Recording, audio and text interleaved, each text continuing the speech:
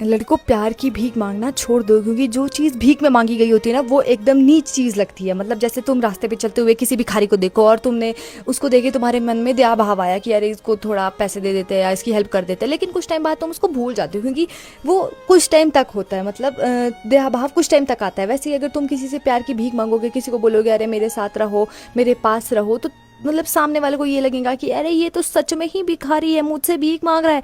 और वो तुम्हारे को इतना भिखारी बना देगी कि तुम्हारे को फिर अंदर से ऐसा लगेगा कि तुम, हाँ तुम भिखारी ही हो। इसलिए भिखारी मत बनो और किसी से प्यार की भीख मत मांगो, क्योंकि जो चीज़ भीख में मांगनी पड़े और मांग कर करनी पड़े, वो चीज़ में मज़ा नहीं है। खुद दे दे तो अलग।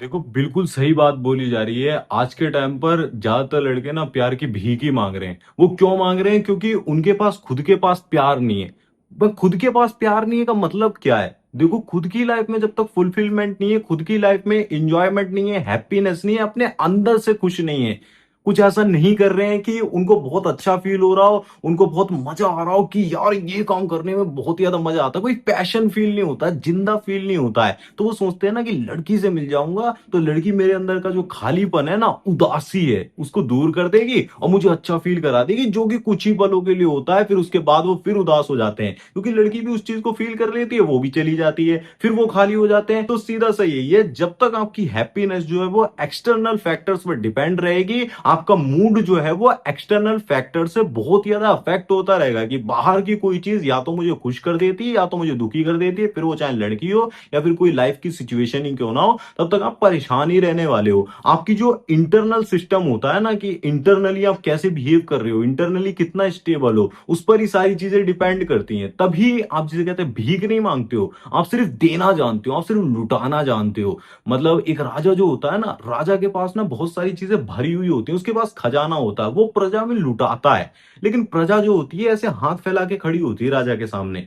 तो आप ना लड़की को ना राजा की तरह ट्रीट करते हो कि तुम्हारे पास प्यार है, मेरे पास नहीं है, मुझे दे दो। नहीं, आपके पास होना चाहिए, आपके पास हैप्पीनेस होनी चाहिए, आपके चेहरे पर खुशी है, तब लोग आपसे अट्रैक्ट होते हैं, तब लोग आपके पास आकर बैठते हैं कि ये किस बात को लेकर खुश है, मुझे भी बता, मैं भी जिसे कहते हैं खुश होता हूं। हैप्पीनेस जो होती है ना, वो बांटने की चीज होती है, ना कि मांगने की चीज। आप अंदर से खुश नहीं होगे, आप अंदर से फुलफिल नहीं होगे, हमेशा मांगते रह जाओगे, कभी नहीं मिलने वाला है। और यही सबसे बड़ी प्रॉब्लम आज के टाइम पर देखने को मिलती है। अब ये हैप्पीनेस कैसे लाते हैं, किस तरीके से जिसे कहते हैं हम खुद को फुलफिल फील कर सकते हैं? देखो, सबसे पहला स्टेप होता है हमेशा अपनी खुशी का ध्यान आप खुद रखो। आपको खुद पता होना चाहिए कि किन चीजों को करने से मैं खुश होता हूं, किन चीजों को करने से दुखी हो जाता हूं। ठीक है? अगर उसके बारे में ज्यादा सोचने से आप दुखी होते हो तो ज्यादा मत सोचो। अगर आपको वॉलीबॉल खेलना पसंद है, आपको क्रिकेट खेलना पसंद है, आपको गाना पसंद है, या फिर कुछ भी दिल से जो पसंद है, उसके लिए एक दो घंटा जरूर से निकालो। मतलब भाई, अपना ध्यान खुद से आपको रखना पड़ेगा। आप जितना खुश रहते हो ना, उतना खुशी को अट्रैक्ट करते हो। मतलब उस खुशी को नहीं जो आपको छोड़कर चली गई, नहीं, वो खुशी नहीं, मतलब अपनी लाइफ की तरफ हैप्पीनेस को, ग्रेटिट्यूड को अट्रैक्ट करते हो और उस चीज के लिए धन्यवाद करते हो। दूसरे नंबर की चीज, हमेशा उन कामों को करने की कोशिश करो जो आपको फुलफिल फील कराते हैं। देखो, कुछ काम ऐसे होते हैं जो आपको कुछ सेकंड के लिए फुलफिल फील करा देते हैं, बट वो आपको लॉन्ग टर्म में डैमेज ही करते हैं। बट कुछ काम ऐसे होते हैं, जैसे वर्कआउट हो गया, आप वर्कआउट करते हो, तोड़ते हो खुद को, पसीना निकालते हो, बड़ा दर्द होता है बड़ा, लेकिन वो पेन जो होता है ना, वो मजा देता है, वो एक सुकून देता है, वो आपको करना होगा। जैसे कि किसी को गाना पसंद है तो वो गा सकता है, या फिर किसी को नाचना पसंद है तो नाच सकता है, या फिर कुछ भी जो आपको पेन देता है। कोई चीज सीखनी है, आप म्यूजिक इंस्ट्रूमेंट सीख रहे हो या फिर वॉक करते हो, किसी को वॉकिंग बहुत पसंद होती है, रनिंग पसंद होती है। मतलब लाइफ के अंदर ना फुलफिलमेंट लेकर आओ। लड़की के लिए रोना धोना है, उसके लिए एक घंटा निकाल लो, खूब भर के रो लो, कितना ही रो लोगे, कितना ही फीलिंग्स निकाल लोगे, वो कर लो। लेकिन बाकी पूरे दिन में आप उसके बारे में सोच रहे हो तो वो ठीक नहीं है, वो एडिक्शन है, उसे दूर करना पड़ेगा। एडिक्शन को दूर करने के लिए ना और चीजों में खुद को इन्वॉल्व करना पड़ता है। अपना एक सर्कल बनाकर चलो। सर्कल क्या होता है?